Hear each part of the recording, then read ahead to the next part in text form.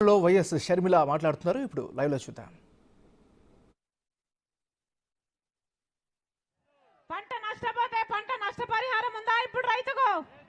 ఏం చెప్పాడు? ఇలాగే 5 సంవత్సరాల కింద మైకు పట్టుకొని జగన్మోహన్ రెడ్డి గారు చెప్పిన మాట, నేను 3000 కోట్లతో ఒక ధర స్థిరీకరణ నిధి ఏర్పాటు చేస్తాను, ప్రతి సంవత్సరము రైతన్న వాడు నష్టానికి అమ్ముకునే అవసరమే లేకుండా మంచి మద్దతు ధర ఇస్తానని అన్నాడే జగన్మోహన్ రెడ్డి గారు. ఒక్క సంవత్సరమైనా రైతుల కోసం 3000 కోట్లు పక్కన పెట్టాడన్నా జగన్మోహన్ రెడ్డి గారు.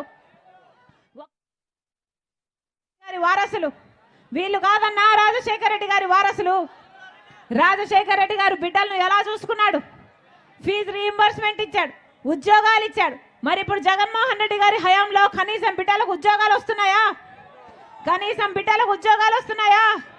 ఏం చెప్పాడు జగన్మోహన్ రెడ్డి గారు? సంక్రాంతి వచ్చినప్పుడల్లా జాబ్ క్యాలెండర్ వస్తుంది అన్నాడే.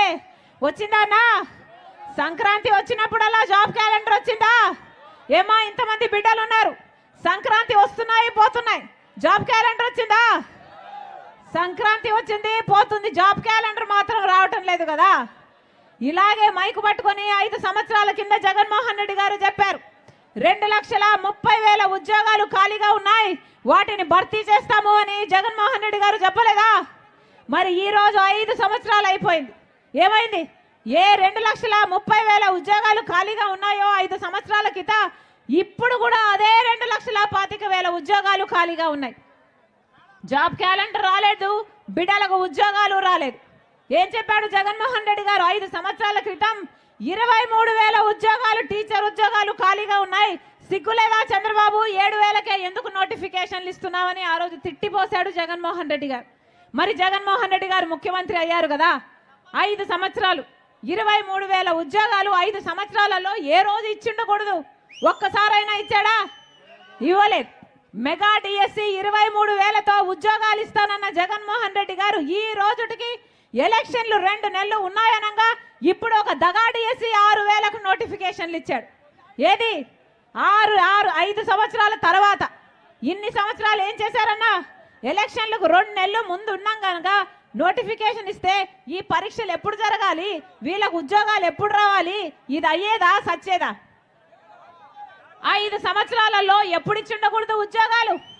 కనీసం కుంభకర్ణుడైనా 6 నెలలు నిద్రపోతాడు, 6 నెలలు పనిచేస్తాడే.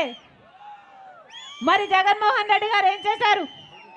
5 సంవత్సరాలు నిద్రపోయారు, ఇప్పుడు నిద్రలేశారు, ఇప్పుడు నోటిఫికేషన్లు ఇచ్చాడు, ఇప్పుడు సిద్ధమని ఇప్పుడు బయలుదేరారు. దేనికి సిద్ధం? దేనికి సిద్ధం అన్నా? మళ్ళా 8,000 కోట్ల అప్పు తెచ్చి ప్రజల నెత్తి మీద పెట్టడానికి సిద్ధమా? మళ్ళా బీజేపీ పార్టీతో అక్రమ పొత్తు పెట్టుకోవడానికి సిద్ధమా? మళ్ళా బీజేపీకి మనం స్పెషల్ స్టేటస్, రాజధాని ఇలాంటి తాకట్టు పెట్టడానికి సిద్ధమా? మళ్ళీ మద్యపాన నిషేధం అని చెప్పి మళ్ళీ మహిళలను మిమ్మల్ని మోసం చేయడానికి సిద్ధమా? మళ్ళా 25 లక్షల ఇల్లులు కడతాను పేదల కోసం అని చెప్పి మళ్ళీ పేదల్ని మోసం చేయడానికి సిద్ధమా? దేనికన్నా సిద్ధం వీళ్ళు? మళ్ళీ మీ నెత్తిన ట్రోఫీ పెట్టడానికి సిద్ధం, మళ్ళీ మీ చేతిలో చిప్ అయ్యడానికి సిద్ధం. మళ్ళీ నమ్మి వీళ్ళకు ఓట్లేస్తే ఈసారి భవిష్యత్తు మిమ్మల్ని క్షమించదు, ఈసారి చరిత్ర మిమ్మల్ని క్షమించదు.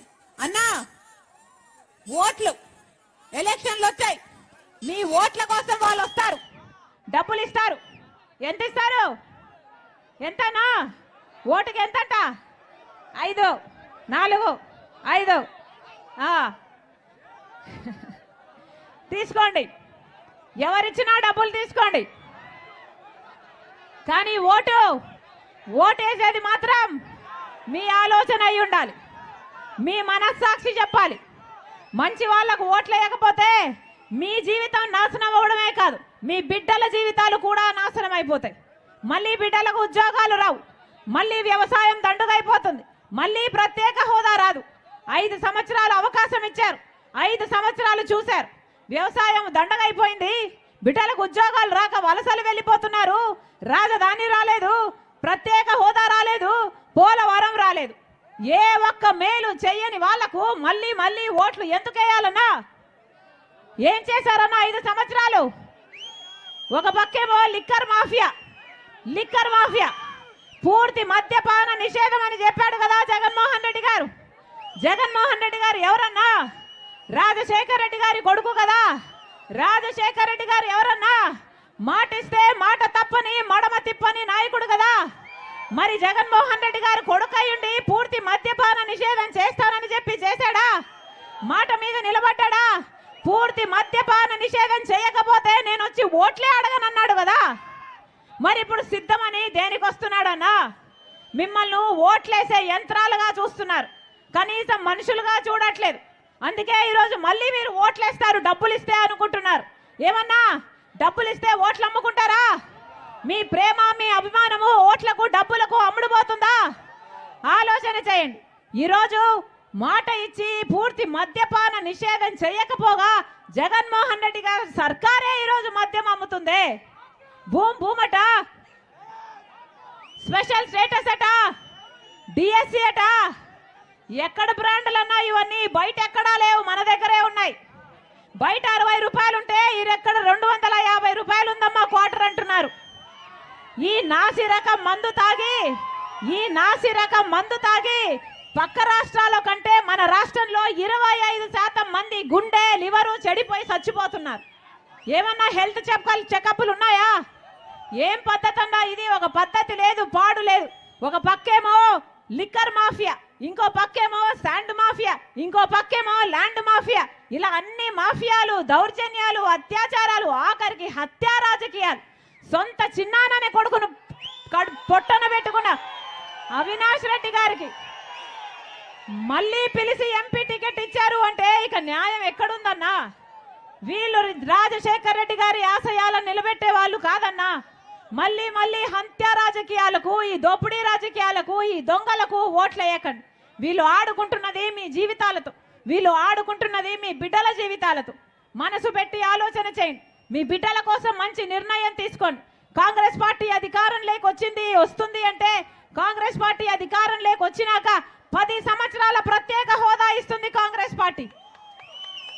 కాంగ్రెస్ పార్టీ అధికారం వచ్చినాక రైతులకు 2 లక్షల వరకు రుణమాఫీ చేస్తుంది కాంగ్రెస్ పార్టీ. కాంగ్రెస్ పార్టీ అధికారం వచ్చినాక ఇల్లు లేని ప్రతి పేద కుటుంబానికి 5 లక్షలతో ఇందిరమ్మ ఇల్లు కడుతుంది కాంగ్రెస్ పార్టీ. కాంగ్రెస్ పార్టీ అధికారం వచ్చినాక ప్రతి పేద ఇల్లు గడవడానికి సంవత్సరానికి 1,00,000 రూపాయలు, 5 సంవత్సరానికి 5 లక్షల రూపాయలు ఇస్తుంది కాంగ్రెస్ పార్టీ. మీరు ఆశీర్వదించండి. మన రాష్ట్రం బాగుపడాలన్నా, మళ్ళీ వ్యవసాయం బాగుపడాలన్నా, రుణమాఫీ కావాలన్నా, మన బిడ్డలకు ఉద్యోగాలు రావాలన్నా కాంగ్రెస్ పార్టీ అధికారంలోకి రావాలి. మీరు ఆశీర్వదించండి. కాంగ్రెస్ పార్టీ ఎంపీ అభ్యర్థిగా ఈద సుధాకర్ రెడ్డి గారు, మీ అన్న, మీ తమ్ముడు, మీ బిడ్డ, మీరు ఆశీర్వదించాలని రాజశేఖర రెడ్డి బిడ్డ మనస్ఫూర్తిగా ప్రార్థిస్తుంది. అలాగే కాంగ్రెస్ పార్టీ ఎమ్మెల్యే అభ్యర్థి అజితమ్మ, ఎన్నోసార్లు మీరు ఓట్లేశారు. ఈసారి గెలిపించండి. ఈసారి గెలిపించేంతగా ఓట్లేయండి. ఆశీర్వదించండి. మీకు అందుబాటులో ఉంటుంది, మీ గొంతు అవుతుంది, మీ బలం అవుతుంది. ఆశీర్వదించాలని కాంగ్రెస్ పార్టీ మీద మీ అమూల్యమైన vote, MLA vote, MP vote 2 Congress party మీద వేయాలని మీ రాజశేఖర రెడ్డి బిడ్డ ప్రతి అన్నను, ప్రతి తమ్ముడిని